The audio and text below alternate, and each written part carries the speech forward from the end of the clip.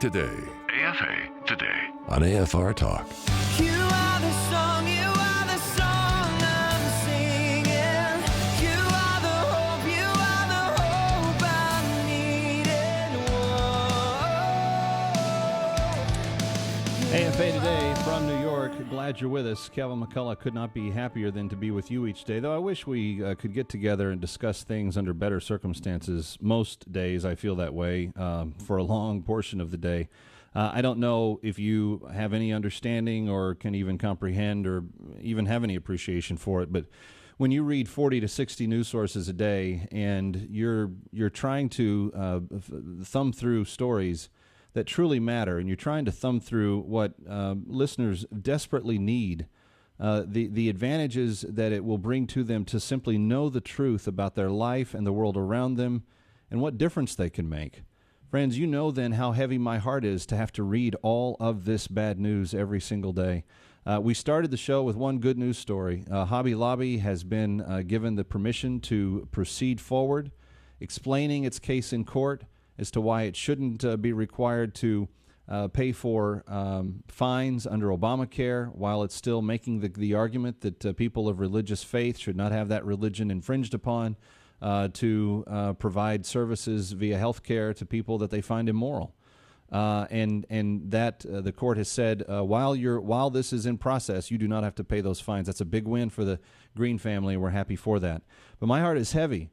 I have to tell you, when this was brought to my attention last night, and it was brought to my attention by our guest earlier in the week, Brooke Goldstein, her lawfare program that we told you about, they keep their eye on these things. And when Raymond Ibrahim published this and went and took the document public, we were the first, and we are still the only media outlet that is covering it, that is discussing it. And that's going to change. This weekend, I'll be writing a syndicated piece that I hope to get published in as many places as possible. I will also be alerting every news organization I know of the need to report on this document. But friends, if you will simply take the step of going to afatoday.com, sharing this document with your Facebook friends, with your Twitter friends, with the people that you know via email that can receive electronic communication, if you will simply do that, if you will print out copies of this and hand to your friends at church and in the community this weekend, and and tell them the story. This is what it is. Go to the link where it's explained and print that story out as well. But put this evidence into people's hands. Friends, if we allow our country to be taken to places that we don't want it to go, it's because we didn't speak up when we should have. And when we keep calling someone our friend, and they directly have something to do with, in a very direct way, with taking two of our brightest and best in the form of those Navy SEALs, that retired airman who gave his life valiantly, and Ambassador Chris Stevens, who was just a public servant for years and years and years, loves the Middle East, loves Middle Eastern people, has done everything he can to try to bring economic and better conditions in every piece of the Middle East he's ever served in. Friends, if you understand that their deaths were unjust and that the taking of their lives were immoral, and to know that in some way we contributed to that, either directly by telling troops to stand down, by ignoring the ambassador's phone calls, by being unaccountable and not being available to even watch what was going on during the 8 hours of the attack, as we still have no written record, no public statement from the administration as to where the president was that night. His absence when literally the 3 a.m. call came. Remember that ad that Hillary ran against him in the middle of the 2008 primary? What if you get a call at 3 in the morning? Who do you want taking that call? My preference wouldn't be Hillary Clinton either, but I'm just saying it was a valid point because he missed that call. The reason that I believe the White House isn't telling where he was is because they don't like the truth of where he was. 888-589-8840. This document at afatoday.com. I have repinned it to the top of the page, so you don't have to even scroll down to find it. It's just right there. It's the first post on the page. You cannot miss it. You forward that to your friends. You tell everyone you know about this, and if necessary, call your local news operations, your local chapters of NBC, ABC, CBS, PBS, Fox, in your local market. All of them have a news desk. If you call the operator and say, I want to talk to the news desk at Fox 5 here in New York City, they'll give you a number that you can call through. Email them this document. Email them this story. The government will not be held accountable until we decide to hold them accountable, and it is we the people that have to do it. 888-589-8840, and until they crack my dead fingers off microphones, I'm not going to stop speaking truth. That's the promise you have in coming to AFA Today every single day. Kevin McCullough, glad you're with us. Back to your calls on this topic, 888-589-8840. Let me start first with Joe, who's been very, very patient and waiting for quite some time, calling from Texas. Hi, Joe. Thanks for your patience. You're on with Kevin McCullough. Glad you're here. Hey, Kevin. You're doing an awesome job. I've seen you on your screen there. I'm glad you're doing what you're doing, and I know that you're going through a lot of stress, and I hope God keeps you safe. Thank you, sir. As Isaiah 58:8 says, the glory of the Lord is our rear guard, so I give you that to you. I am upset with what's going on. I'm Hispanic from South Texas. It's very upsetting. But, you know, those old movies like, Chuck Norris, when these guys came and invaded America, if they think that they're going to take over the United States of America, you know, there's something that we're going to stand up for our rights for these type of people that they hate us. So that's my comment, and keep on doing the good work, sir. Thank you, Joe. I appreciate your encouragement. We will, brother. Be here every day at 12 noon Texas time.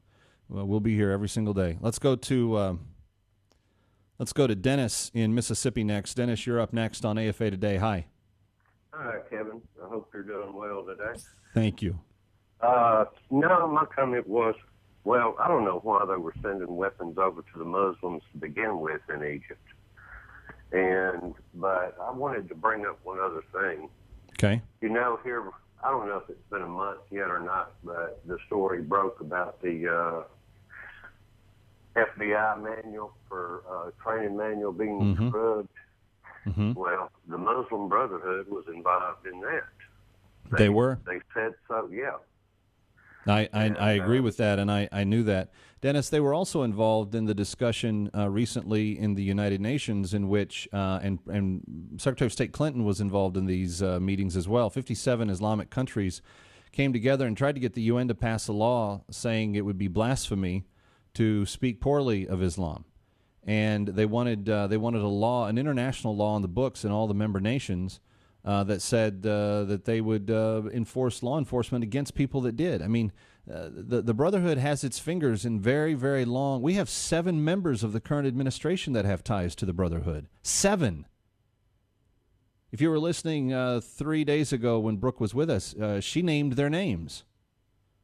But 7 people with ties to the Muslim Brotherhood serving in our administration at mid to high level positions with national security clearances.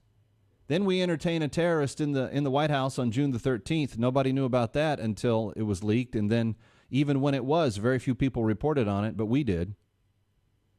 And today, friend, the exclusive is this. President Morsi and the Muslim Brotherhood were directly involved in the attacks of 9/11/2012. Someone needs to answer questions about what we knew about that. Why we didn't know about that. If we're doing all of these surveillance programs, I thought the purpose of us doing surveillance was so that we knew about this stuff in advance. But we didn't seem to know about that, and we didn't seem to know about Boston, and we don't seem to be knowing much about the terror attacks that are happening. Why is the system failing? Is it because we have 7 members of the Brotherhood on the American administration payroll? I don't know. But who's asking these questions? Who has the fortitude to stand up in the Senate and say, we're going to call on those that are in those positions here. We're going to question them. Where's the hearing on this? There should be one. It should come soon. You can help your member of Congress decide that by sending him this document and a link to this story. AFAtoday.com if you want to see it with your own eyes. AFAtoday.com, and share the post or share the content. Let's go to Ari calling from North Carolina. Ari, welcome. You're on with Kevin McCullough on AFA Today. Hi. Hey, Kevin. I always wondered why they couldn't send in air support, but I'm wondering if one thing that would explain that would be if you knew that these people had been recently given a surface-to-air missile with which to take down Israeli aircraft. If they had surface-to-air missiles, you wouldn't send in air support, would you? That is a very interesting question, Ari, and I would love a congressman to ask that of Secretary Clinton, President Obama. I'd love to see an answer to that be forced to be given.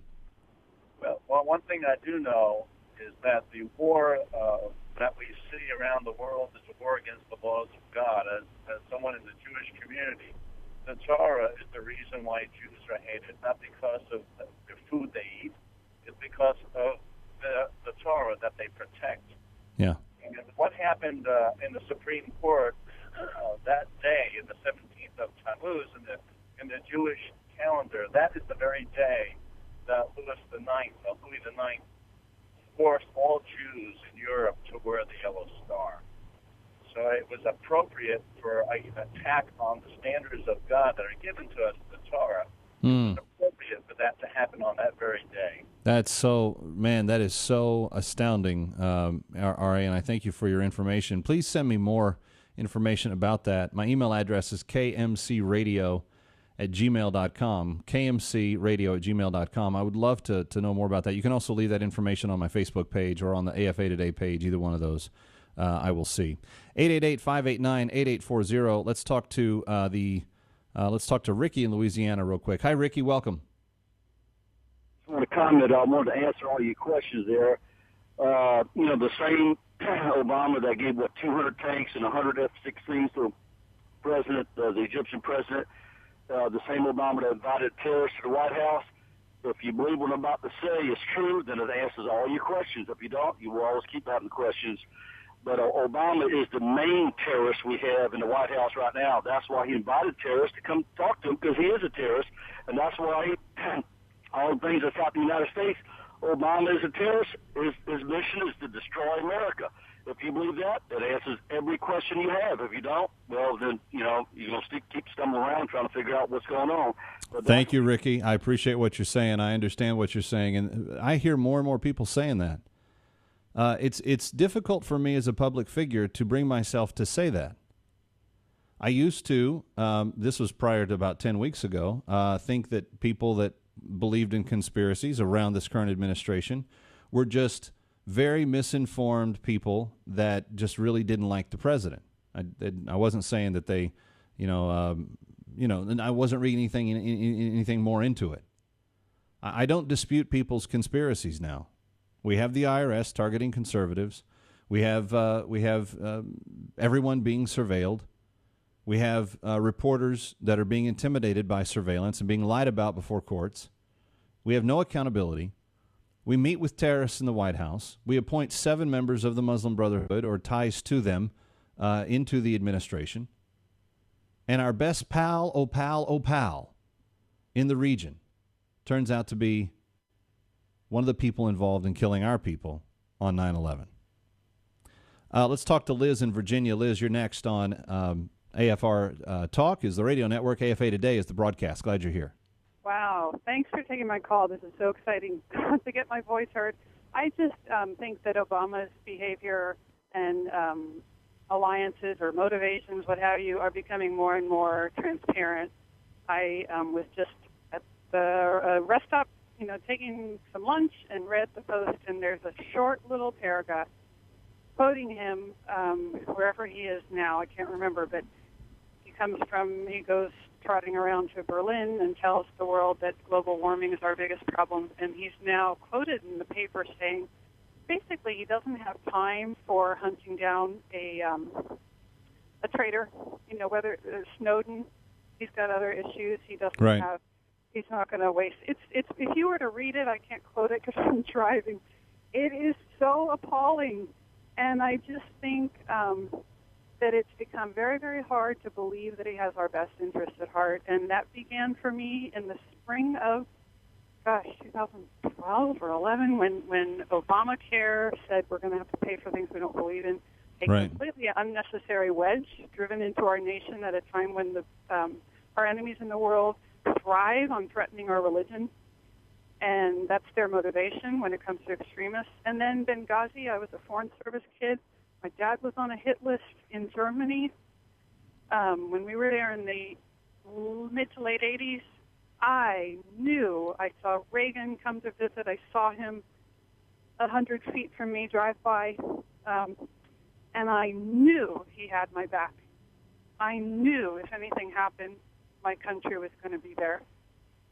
And so Benghazi was just the tip of the iceberg for me. I think it's become really, really hard not to, you just can't but question his loyalty and what he is about. And it's very hard for me, too, now to dismiss what used to look like conspiracy theories.